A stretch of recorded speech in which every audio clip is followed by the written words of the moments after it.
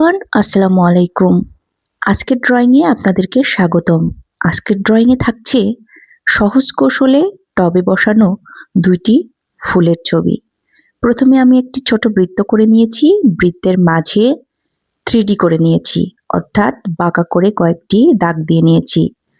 এবার ওই বৃত্তটির চারপাশে ৫ টি পাপড়ি এঁকে নিলাম। ফুলটির নিচে আরও একই রকম করে একটি ফুল এঁকে ফেলছি।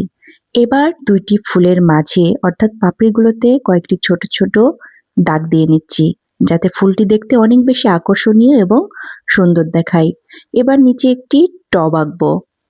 টবটি আঁকার জন্য উপরে একটি দাগ দিয়ে নিয়েছি, নিচেই একটি জিগজ্যাগ লাইন দিয়েছি। এবারে কয়েকটি সরু পাতা এঁকে নেব। কয়েকটি সরু পাতা এঁকে নেওয়ার পরে ২টি ফুলটিকে যে ২টি বোটা সেটা টবের ভিতরে গেঁথে দেব। সর্বোপরি ভিডিওটি কেমন হয়েছে ভালো লাগলে অবশ্যই লাইক, কমেন্ট, শেয়ার করবেন।